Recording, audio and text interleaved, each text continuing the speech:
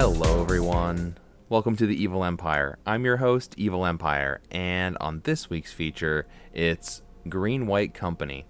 So this is a Selesnya deck that finished in second place at the Insight Esports 5K Historic Tournament last weekend, April 24th. It was piloted by Francisco Sanchez, and you can check him out at Pat Z Sanchez, that's Patxi Sanchez. And this deck in particular, I think, really does a lot of great things that are interacting with some of the combo nonsense that's going on in the format. Although the Tainted Pack deck is definitely a sore spot in terms of a lot of people are either really enjoying that deck or really hating it right now. I think especially against the Mizzix's Mastery combo deck, this one has been, Green-White Company has been very effective at going under that combo deck and also just kind of taxing the spells with Elite Spellbinder, with Redain. So if you've been playing against a lot of big spell decks or like Emergent Ultimatum decks in Historic, which are still a pretty big part of the meta, I think this deck has a lot to offer in terms of being an aggro option that can get under those larger setups. So a few points of deck building before we get into it more deeply. I do think this is a deck that could run Abundant Harvest, but the problem with Abundant Harvest is that it doesn't play well with Collected Company. So I would basically be cutting from the 20 land mana base that I already have. It's very low to begin with. So maybe cutting 2 from the mana base, 2 lands from the mana base, and then trying to figure out a couple creatures to cut, which would take us from 34 creatures down to 32. So I think, you know, maybe Abundant Harvest could be something you would work into this deck.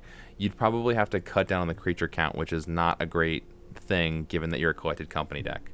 So it's a tough balance to strike. I don't think I quite got it right in this deck, but something that will have to be experimented with going forward. And the big add, I think, to this particular deck from the new set from Strixhaven is Elite Spellbinder, the Paulo Vitor Dama de Rosa world champion card, his likeness on the card here. It has been extremely competitive, and not only is it a good entrance to battlefield effect and a good attacker, it really wears the counters well from Luminarch Aspirant. It contributes to clocking your opponent very hard in the air, and if you can get some counters on it as well, it's now attacking as like a 4 or 5 power attacker in the air. Rounding out the rest of the deck, we have a single copy of the Great Henge. I cut this down from the 2 copies that are in Sanchez's list, but I think from my point of view, it just is one of the weaker engines in the deck, and I wasn't really interested in ever drawing a second one in this deck in particular because you're really facing a dead card situation there. You cannot play it out the way you can with 2 Redain. The cool thing about 2 Redain is, you know, you can actually curve one into the other. You can play Redain, God of the Worthy, and then curve it into Valkmyra, Protector's Shield, which I think, by the way, the backside, the Legendary Artifact, is a highly underrated, kind of easy to underrate card, and it has 2 very useful abilities on it. So for one, it will prevent a single damage dealt to you or dealt to any permanent you control. So all those 3 mana burn spells that your opponent has now all of a sudden are like a 2 mana burn spell. They're like a shock instead. So that's incredibly huge. And then the other piece of this, because it taxes the opponent with like kind of a mana tithe ability whenever you, the player, or a permanent you control becomes the target. It's like a mana tithe ability. When that happens, you're just taxing the opponent each turn, taxing them, and that can really add up, especially if you're facing something like Lumimancer Burn, the Boros Burn deck that's been really popular now that Lightning Helix is in the format. So I just think Valkmyra is a super awesome second side to the card and allows you to run to Redain without worrying about the legendary downside, because you can just cast one side or the other depending. So I think 2 Redain is about right, even though the original list had 1. Those are really just tweaking some numbers and not really doing much to the deck otherwise. We still have the one of Ronas, which I think is great because it gives trample, which a lot of people forget about, the fact that Ronas gives trample, and oftentimes you just need to get through for that last 2 or 3 points of damage with the trample on something like Kazandu Mammoth, or maybe you hit it on something like you cast it, or rather activate that ability on something like a Lovestruck Beast. So overall, the deck has been extremely competitive for me. I went on a great run in low mythic with it, and I was having a ton of fun. I really was kind of concerned because I wasn't able to get very high on the ladder until like the last week or so. But luckily, this deck, together with Blue White Aura, has really carried me over the finish line to Mythic, and so I'm really happy that I found this deck. Last of all, the secret all-star, or maybe not so secret all-star for people who are in the know, is Archon of Emeria. So the text on this card seems very unassuming, right? We're just going to play a fair game of Magic. We're just going to cast one spell a turn. How could that be powerful? That's just making people play fair. Until you remember that there are these crazy combo decks in the format. So this one in particular, Archon, is good against the Tainted Pact combo deck, because they have to cast 2 spells in a turn. They have to kill Archon in order to be able to combo off. So they will spend time, a lot of time actually, they will spend trying to kill Archon with some of their removal, some of their sweepers. It is definitely vulnerable there. Where I've found Archon even more effective is against the Sultai Ultimatum decks in the format, whether it be the combo version that has Scholar and Unburial Rights, or it could even be something like the Mizzix's Mastery combo version that looks to get you on turn 4 with Mizzix's Mastery. You can totally switch off Emergent Ultimatum with this card. And then the other thing that's cool about it is that it does kind of make their non-basics come in untapped. So making the decks like control decks that have complicated mana bases now, with Jeskai being the sort of particular flavor of control that is the popular one these days. Basically like that's the old blue-white control deck that's now splashing red for Magma Opus and incorporating Torrential Gearhulk to make a really big endgame. But the Jeskai Opus deck has some pretty complex mana, and you can just switch off all of their Shocklands, and those are not able to be coming in untapped anymore. So that can be really crucial and can delay a little bit as well to keep you off that sweeper and maybe get you that last turn of attacking that you need. So altogether, that is Green-White Company. A lot of different flavors of Collected Companies decks that are floating around in Historic. This one in particular, I think, has finally cracked Tier 1 and really is competing for some of the top space in the metagame. So let's take a look at it on the Historic ladder in Mythic. Thank you very much, and make sure to like the video and subscribe to the channel below.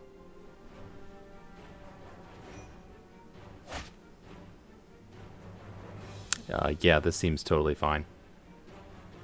We've got our 1-drop Accelerant. Probably going to play the Archon on turn 3. Or, I mean, on 3 mana when I'm on turn 2, sorry. As my 3-drop, probably the Archon. Okay, so Overgrown Tomb untapped means probably Jund. Okay, so the food version of Jund, the one that runs like Trail of Crumbs and this goose here, obviously. Honk honk. Alright, opponent, what you got next? You got that sweet a cat oven? You got that sweet cat oven? No, just another goose. Fair enough. I can dig it. Alright, well... Ooh, okay, that hurts. Now we're not doing anything on 2. Yeah, it feels bad. Alright, well the opponent is like 1 cat, 1 oven, and 1 Mayhem Devil away from winning. But, hey, we've got Skyclave, so we can take their stupid oven. What do you got, opponent? What do you got? Alright, the red mana confirms Jund. Jund player located by Gigantha. Okay, that's fine. Not trying to show me your other 3 cards. Fair enough. Okay, well one of those was another Gilded Goose. Jeez, they're gonna have so much life. What are they gonna do with all this life? Alright, 3 mana. Play the Heship Oasis, slam the Archon. No, slam Kazandu Mammoth? Sure. Windmill slam Kazandu Mammoth. Yeah, because it's the bigger attacker, right? So I want to be able to get in there and attack with some sizable beef. Big side of beef, this Kazandu elephant thingy. Oh, don't Binding the Old Gods me. Alright, fair enough. Bye-bye Kazandu Mammoth. Luckily got another one, but I think the play for next turn is just play the Forest, pass with Collected Open, I think is the sensible play, since it's a sweet card that I drew. So there's that forest. Pass of the turn. Hope to hit something with, you know, one of the big 3-drop, like Lovestruck Beast or something good like that. Even hitting a second Aspirant would be pretty dope. But Luminarch Aspirant's one of the main reasons that you often are going to try to pre-combat Collected.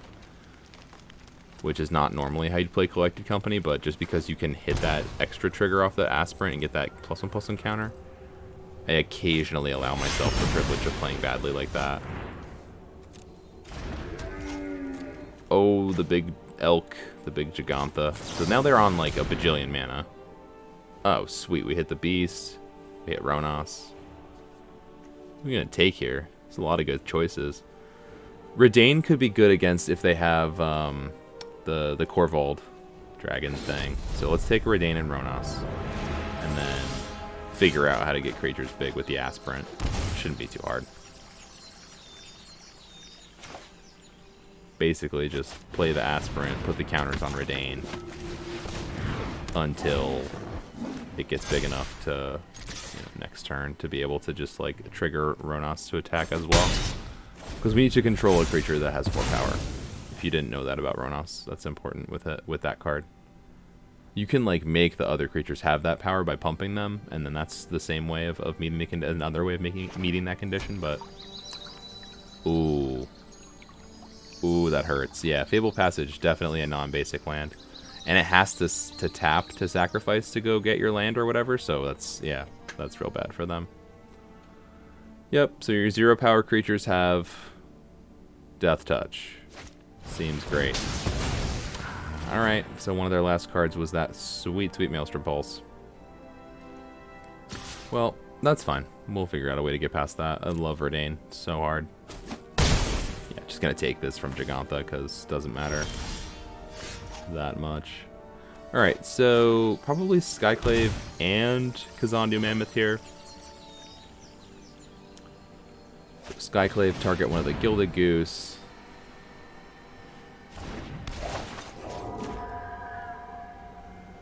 Or maybe just leave that mana open so that I could pump like the Skyclave Apparition and then be able to block with Ronos in case they attack with Gigantha again.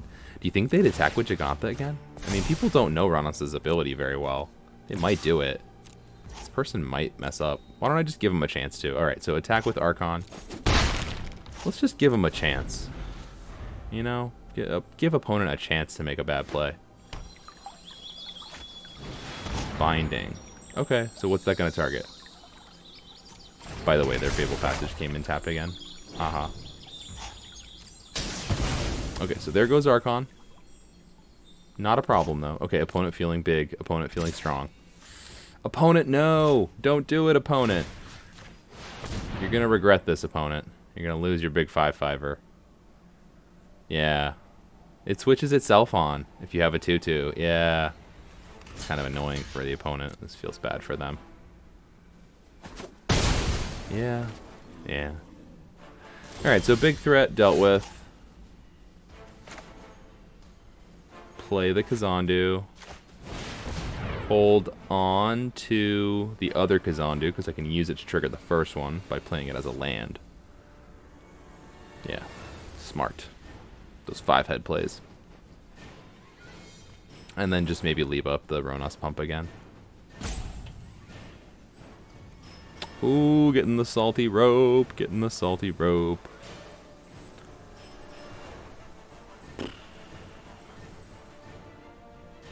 I think it's the food activation that's holding us up here. They can make a food with Gilded Goose, or they can eat a food with their 2 mana. Okay. So now Ronos can attack, and that's pretty big beef. Big snake beef. Yeah, just everything. Let them block how they will. Alright, so one of these has to block, but yeah. Okay, one of these blocks the Ronos, so speed bump under Ronos. Pump the Skyclave, because I'm not going to use the pump defensively, obviously. The opponent cracks the passage in response to activating Ronos' ability. And they grab Forest. Make a food token. Alright, and then so slam them for 5 to the dome. Like I said, gonna hang on to the Kazandu because I would like to be able to trigger the other one with it by playing it as a land. And next turn might be a good time to activate Heshep Oasis as well to just get another 5/5. Oh, goodness. Alright, so there goes Kazandu. 3 of these dumb enchantments. Okay, Spellbinder's interesting. I don't know that it helps us with the ETB, but it definitely helps us by being a 3-power attacker that we can drop a counter from Luminarch Aspirant on. Make it a 4/2, and then just slam in with Ronos. Still have the pump available to give something trample if that becomes relevant. This is a really good attack, so just do it. Yeah, obviously we miss out on that one point of damage by putting it on Spellbinder, but I think it's still the play because you want to have the 4 power to let Ronos attack. Okay, so threatening lethal, but they have food. So block with the Gilded Goose. Pump with Ronos on Skyclave Apparition. In response to the pump ability from Ronos, the opponent eats a food token, gains 3 to 8. So 8 life, and then they're going to take 5 down to 3. Alright, so opponent can... Maybe if they... Basically, they have to draw Korvold here. If that's what their top end is. I would imagine it still is that. Since that was a pretty good top end for them. In the last version of Historic, that was what their top end was. Oh, okay. It's done. Jund defeated. Still good, but not here.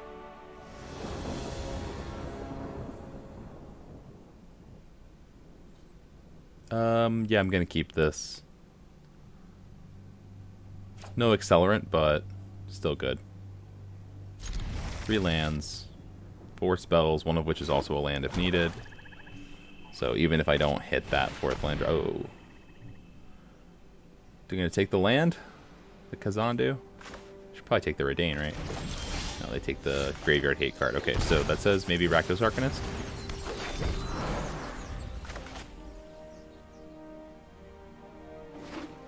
Oh, okay, no, not Rakdos. It's the Black-White Auras deck. The one that people tell me is better than my blue-white one. But I just keep playing blue-white and winning, so whatever. I don't know, I've just never had luck with the black-white version. I'm sure it's better. I know that there must be a reason people play it more often and play it in like more competitive settings, but I just don't find success with the deck, and I don't really find it to be fun. I like the life gain that the blue one has.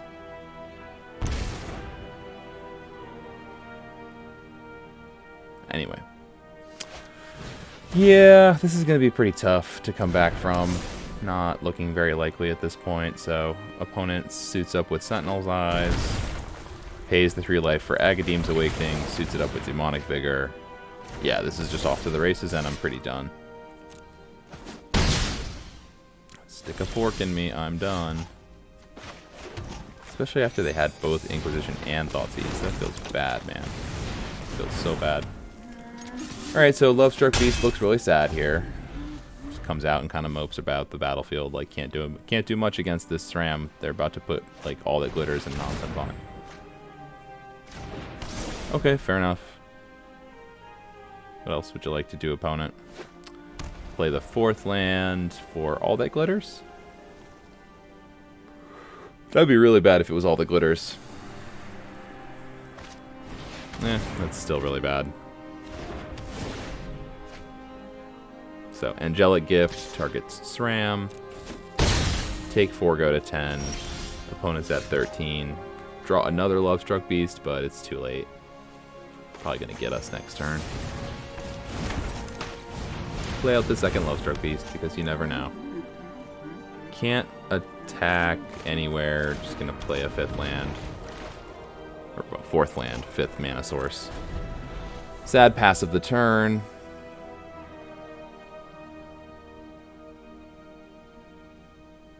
And wait for opponent to close it out.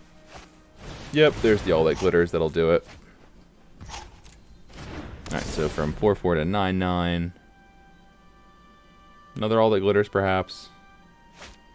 No, okay, cartouche this time.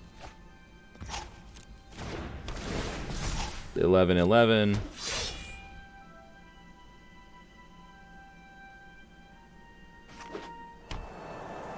Bright climb pathway. Another cartouche.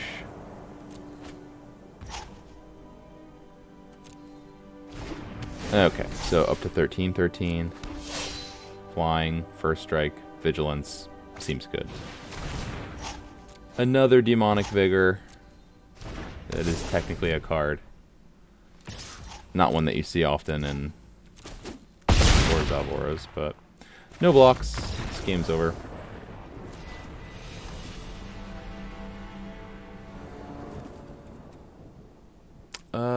I'm gonna keep this. Hope that I draw the second white. I feel like we'll probably draw the second white. It seems like a good hand otherwise. We've got Scavenging Ooze into Kazandia Mammoth into Collected. There was a second white though that I wanted. Opponent is some kind of Jeskai nonsense. Alright, so can we just get through to attack, please, opponent? No, okay. They got a Lightning Helix. What a surprise. At least they used it on our 2-drop instead of our Elite Spellbinder. Okay, Jeskai Opus. Take the Memory Lapse, I think. It's tempting to take, like, Behold, or tempting to take Saw It Coming, but I think Memory Lapse is the pick here. And we don't gain a whole lot by picking Gear Hulk. Although it's tempting, because it's their big card.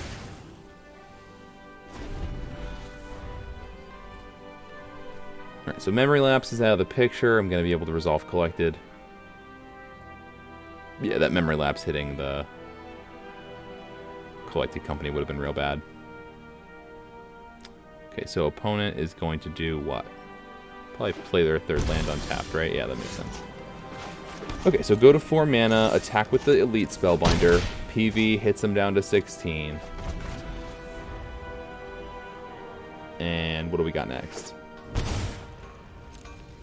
Okay, so they want to have Memory Lapse up. Let's let them counter this with Memory Lapse. Oh, they're going to use their Saw It Coming. It's pretty serious then. Okay, so attack with Paolo. Hit them down to 11. I'm not sure what's the right play here, but it probably is going to just be another Spellbinder, yeah. Okay, so double Gear Hulk, so I don't gain a lot by picking it, but I don't know. I think I'm just going to pick one anyway. Behold the Multiverse. It's not doing a lot for them here. What to pick? Alright, just take Behold. It's the only thing they can cast next turn anyway out of what they have, so just make it cost more, make it so they can't foretell it. That is a sort of a weird side benefit of the Spellbinder card's effect, is that you can just remove something from your opponent's hand if they wanted to be able to foretell it or whatever. Being able to just get it out of their hand and into the exile zone is a pretty big game by itself. Gonna play this on green because I'm a little bit short on green. Attack the opponent for 6 down to 5. Play out the Scavenging Ooze while leaving up as much green mana as possible. Okay, so opponent can use the Gear Hulk now, but they're not going to. They're going to use this Wrath of God instead. Alright, so I'm just going to get rid of some stuff since I have the mana available. Make sure I get rid of Counterspell, get rid of Lightning Helix. So those are not flashbackable. Comes to me. I'm 1 white short. I feel bad now. Should have maybe played that Branch Loft Pathway on the other side, but well, such it goes. So it goes. Not gonna do anything yet, although I could live to regret that. All right. Well, Collected is the draw, right? I mean, that's the whole shebang. Oh, okay. They tapped out. Resolve this. Grab Archon, grab Redain.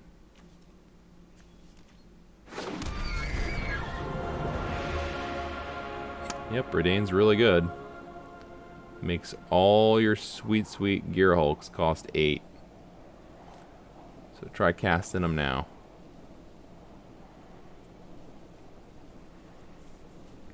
I think I messed that up. I think I should have let them resolve their draw spell, and then as they're still tapped out after they've made their draw decision, their scry decision, that's the time to resolve collected, so they don't get any information to be able to use when they're scry drawing with the multiverse card. Alright, so Teferi, this feels like kind of a desperation. I need to catch up to Teferi. And of course it gets rid of Redain. Oh. Yet.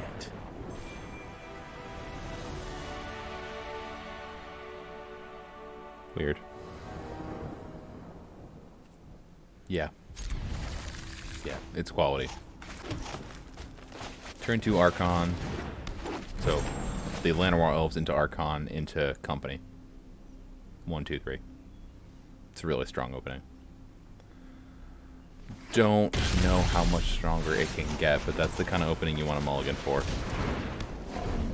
Can definitely mulligan to 5 cards if you can get something like that.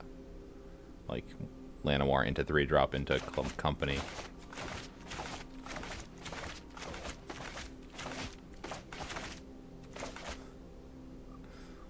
Is that annoying you?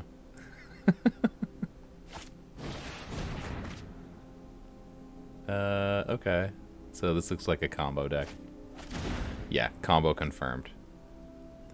So, Scholar of the Lost Trove goes to the yard, along with a land. And we all know what we're facing.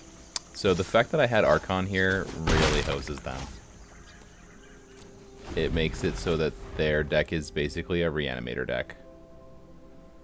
Because the Scholar trigger is not going to resolve when Archon of Mary is on the battlefield. They can't double spell. Even if it's a free one, they can't double spell. It's very fair. We each get one. We each get one. That's very fair. Don't Mystical Dispute me? Okay, good. I mean, I think we gotta grab a second Archon, right? Because it's just so good. I'll grab the Mammoth. It's bigger. And we can definitely trigger it, so. If they have removal here, it's gotta be pointed at Archon. You can't kill it with Prismari Command. Okay, that's why. If your removal only deals 2, then you can't even kill it. Alright, so there's the Unburial Rites that they'll need for their next turn. That's in the yard now, along with the Scholar. Can't hit the Scholar because it costs 7. So Skyclave Apparition is strictly a 3-mana 2/2 here. Feels bad, man.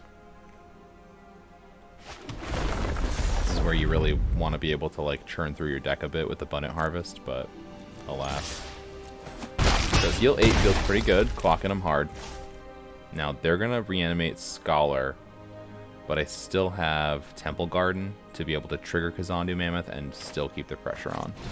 I think it's a good idea to play out this 2/2 though, because it does fully present more damage, which we need to do. And there's no interaction on the other side, so no chance of us getting board wiped here. Oh, did they not have the... Oh, it might be that they don't have the... Yep, they didn't have the non-basic to be able to... Wow. So that's one where Archon's unseen powers win the game. Yes. I'll go... Turn 1 Llanowar, turn 2 Archon, turn 3 Aspirant. Yeah, it's a very good curve. Oh. I see you also play green-white. I appreciate your Temple Garden, opponent.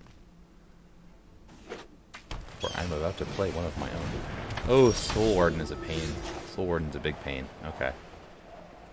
Oh yeah, and we can't actually go turn 4 Aspirant, because this is obviously a symmetrical effect. God, I hate when I make dumb mistakes like that. Alright. Don't. Yeah, and you can mess that sequencing up too. Always play out your other thing. If you're on 6 mana and you want to play out 2 3-drops, always play out your regular one, like your whatever, your Paolo first, and then play your Archon. Because if you play Archon first, it's just gonna, you're done. You just did yourself in. Oh, okay. So their Skyclave Apparition takes away my Archon. Sad. But at least I can double Aspirant here. It does give them a couple life points, but having double Aspirant is really huge. Lets us do some super busted stuff. And we can always get rid of the Soul Warden or whatever next turn. Okay, we're going to be getting rid of that. We're not going to be getting rid of the Soul Warden. We're going to be getting rid of that. Oh, good. Another Archon. So yeah, we can't double spell here. I can't show you the sequencing that I mentioned, but definitely not going to play Archon first. Going to use this turn for Apparition and then get rid of Angel. Pretty rough shape. If they play like a Valkyrie or whatever, I'm done. That's pretty much the game if they have that card. Gonna risk one of the Luminarch Aspirants here because it's amazing if they give up their whole board. Yeah, okay. I didn't think they would, but it would have been amazing if they had given up their whole board for that. Okay, Bishop, please don't have Resplendent Angel one time. Oh, thank goodness. One time they didn't have it. Alright, so Archon goes down. The Branch Loft pathway, play it on the Boulder Loft side. Target the Apparition, I think. Because we're going to want to start going wide here. And just swing in with anything that has a 3 power or above. Yeah, looking good. All that connects, so that's really great. Johnny the Great-Hearted, oh come on. Be steadfast this is such a bad card. in all your ways. Now do you see the benefits of peace? Even his voice lines are terrible. That was like the weakest plus ability, by the way. Why do they hate all like the white X planeswalkers so much? The, you know, the non-Teferi white X planeswalkers. Sorry.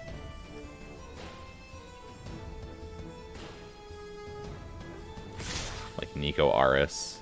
Why is Nico Aris so bad? Did you have to make it so bad?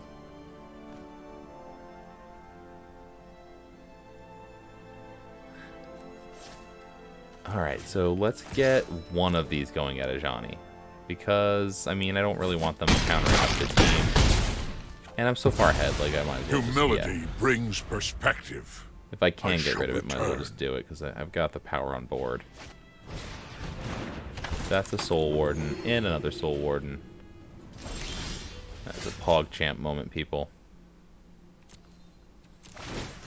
Put some counters around the Archon, around the other Apparition thingy, and win the game. Yep. Seems legit. Yeah, this is totally fine. Not ideal because we don't have Llanowar Elves, but any hand that has Luminarch Aspirant and the mana to cast it, you're going to hang on to that hand. And having Archon feels pretty good here, too. Okay, so Lurrus for our opponent. There's a lot of choices there.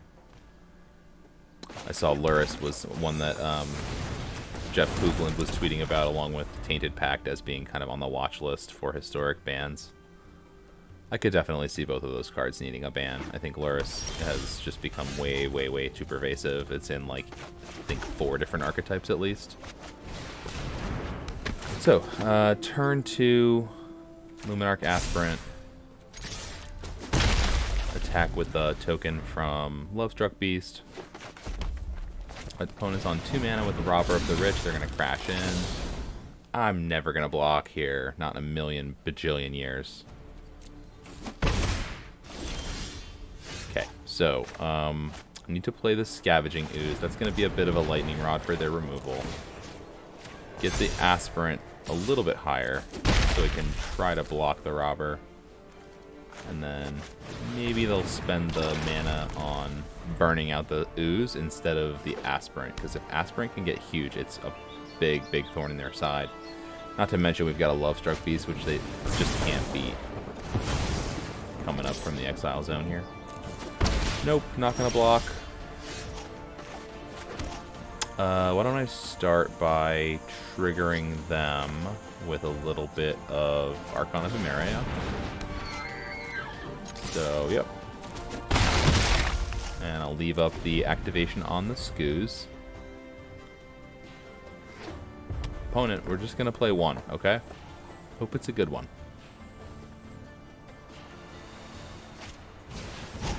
Okay. Got another one in my hand, so that's good but not great. Yep. Alright, now when I activate Ooze, they're going to go to get it. And I love the fact that they're just all spending these burn spells on my creatures. Love that.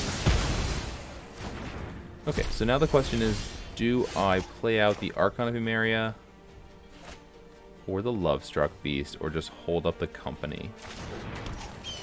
Play out Boulder Loft Pathway. I think it's just play out Lovestruck Beast because that's just a tough card for them to deal with. Lot for them to handle. Lot of beef. Big old side of beef.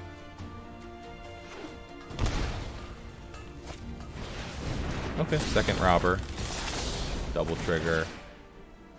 They get an Archon of Emeria. They get a collected. Oh,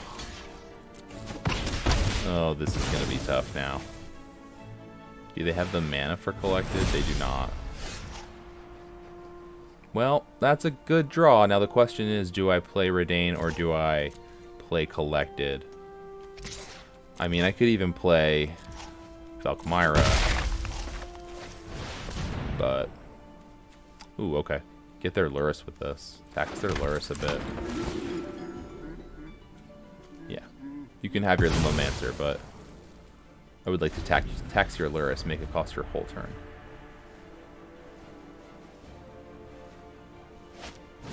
Alright, there's Limomancer. Attack with Robber so they can get some more of my stuff. They got a collected. That's pretty good. They hit double Robber.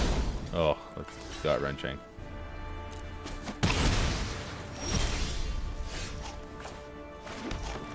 It's not the greatest hit, I guess, but...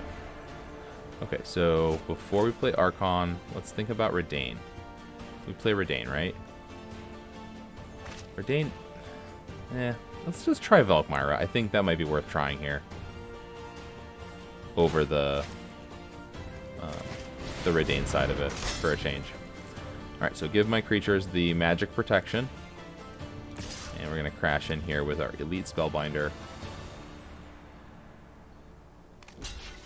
They're going to reach block it. That's fine. I always forget that Robber has reach. So whatever, I tacked into that by accident. But I'm honestly glad that they blocked it. So I don't want to have to deal with these Robber of the Riches. Okay. So, sequencing is key here. Let's do it correctly. Ronos should come down first. And then Archon of Emeria. Get in with a couple attacks here. Make them feel the hurt. You've got to clock mono red. There's no other way. You just have to clock them. Clock them with a combo. Clock them with a clock on the board. Just clock them, clock them, clock them. Alright, so Archon of Emeria takes a Lightning Strike. Trigger Valkmyra. Pay the 1. Okay. Ooh. Oof. That's a big oof. Yeah, it didn't work out the way you wanted, did it, opponent? Did not work out the way you wanted. Okay, take 4 damage because who cares?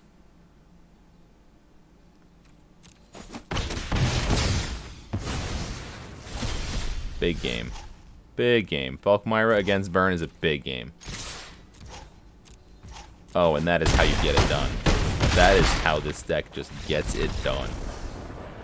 Goodbye, Burn opponent. It's honest work you're doing out here. Keep it up. And I'm back with Green-White Company. So, I think this deck has been a fantastic choice for me, and I've really enjoyed playing fair for a change on the Evil Empire. We don't often play fair decks, but I think this one is fair in the most unfair possible way, and I've really enjoyed it for that reason. I've watched, my opponents get into some really sticky situations. For example, the Boros Burn opponent that we played in this set of games in Low Mythic was just an absolutely incredibly fun game to play, and I just couldn't believe how powerful Valkmyra is when I resolved it. And after the fact, I could hardly believe that I even debated playing Redain or Valkyra. So just a fantastic choice right now, and has a lot of good disruptive elements. You can really get on your control opponent's case with Redain. Taxing their sweepers is a pretty big game. Elite Spellbinder, I mean, you just can't go wrong casting this card. It's been extremely powerful and historic. And I think Elite Spellbinder, PVDDR's showcase card, will be one to remember, and definitely a very high-powered card in the historic format that you can hit off company, and then is also a really great 3-power attacker in the air. So overall, just a really fun deck, and something that, you know, if you're looking for a way to get under the combo decks, if you're looking for a way to get under the control decks, a lot of times you are able to get there with this. You know, especially if you're out there getting like 2 Luminarch Aspirant triggers each combat. You know, this card in particular has really hard carried the deck at times. It's just a fantastic addition to this type of collected company deck. Definitely, you know, adding Abundant Harvest would be a great thing to have. At a certain point in the game, you're just really hurting for spells, so you want to be able to ensure that you're drawing a spell. And it might be worth kind of making your collected companies a little bit weaker, not having the full 34 creatures, just to be able to have that kind of cantrip. So the last thing that I'll do is just take a quick look at the creature suite here. Basically, everything that ends, you know, everything here ends at the 3-drop spot, of course, because of collected. I really think that Skyclave Apparition is starting to trend down, so that's one area that you might look to maybe make a cut or two. I just think that people are starting to go to much bigger permanent spells, like, you know, the 5 mana slot, the 6 mana Planeswalker, or even something like the big Chandra, for example, the 6 mana Chandra. You just can't hit that with Skyclave, and honestly, you're not really going to try to win, like, you're not going to win many of those games where they resolve something that big, so maybe not a huge concern, but that would be one area where I might like to trim that maybe down to 3, if you're trying to shoehorn in some abundant harvests. But just overall, a really fun creature suite, and you know, ramping yourself, getting a little graveyard hate. Like, the creature suite here does a lot of work for us, and we have a ton of different abilities. Even something like Ronos to give a little bit of reach. Kazandu Mammoth is really a dependable way to hit your land drops and make sure that you're getting from 4 to 5, which you sometimes need to do so you can double spell. But really a swell deck, and one that I just think, you know, is fair, but also taxes the opponent's best cards in the best possible moment, and just getting you exactly where you want to be. When you cast something like Elite Spellbinder for the win, it just feels really good because you know you've taken that one sweeper out of their hand, and there's just not much they can do beyond that. So that has been Selesnya Company. I'm really grateful for you sticking around to this point in the video. Thanks a lot. You're cool. Thanks for hanging out.